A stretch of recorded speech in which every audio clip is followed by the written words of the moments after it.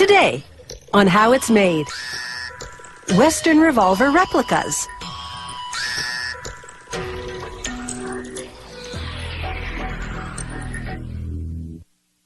In the American Wild West, the gun ruled, and that gun was usually a 6-shooter revolver.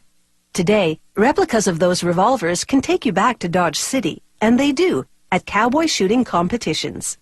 It's a chance to engage in a little old-fashioned gun slinging, for old time's sake.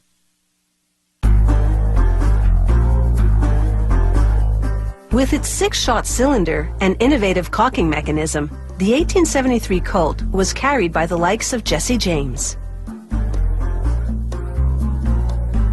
They start these authentic replicas by shaping and machining the gun's frame.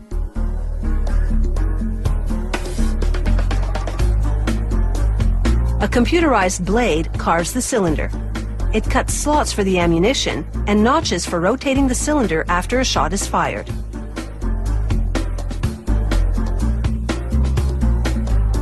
A technician files down rough edges so the parts will fit together perfectly.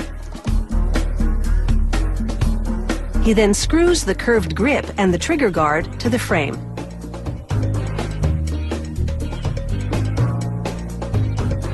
He assembles the wooden grip casing to the metal back strap and attaches them to the grip. Once he confirms it's a good fit, he removes the casing and writes the gun's serial number inside. He stamps a matching number onto the grip and polishes it and the gun's frame to a glossy finish.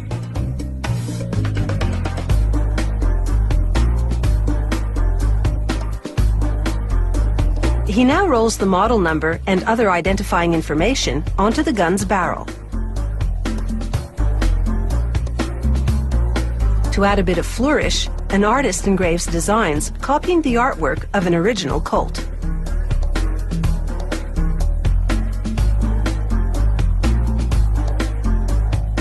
Another worker now dips the parts in hot salts, then in cold water. A reaction occurs that both hardens the parts a bit and tints them. In this case, they turn a bronze color. This is called color case hardening. The grip and trigger guard have been removed from the gun frame for color casing. This makes it easier for the technician to install the cartridge loading gate on the frame. He files down the mechanism for rotating the cylinder to make the dimensions perfect. He then inserts a bushing and a pin in the cylinder's center. He uses that pin to install the cylinder in the gun frame. The pin will also serve as the axis for the cylinder to revolve on. He slides a couple of test slugs into the chambers to confirm the gap between the cylinder and the gun frame is spot on. He then fits the gun barrel to the frame, and, using a special measuring rod, he checks the alignment of the cylinder and barrel.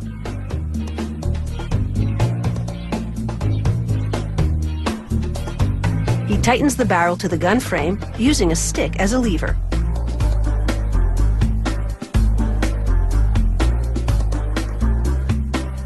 The technician aims the assembled gun and eyeballs the alignment of the barrel to the frame. Once he's certain the configuration is right on target, he installs the gun's hammer and trigger.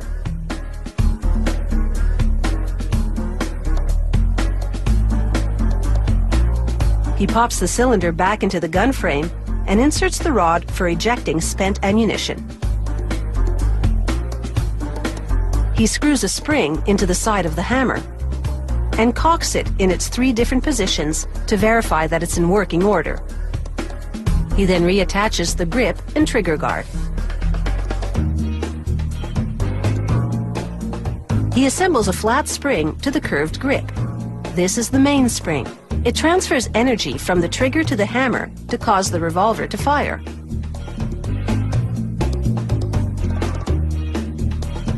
Then it's over to a government testing facility called the Proof House. Behind bulletproof glass, special equipment fires ammunition at 3 times the usual operating pressure. If the gun can handle this, it's deemed safe to operate. After a few more parts have been color cased, this revolver replica is ready for its target market. And that would be history buffs, who are interested in a real blast from the past.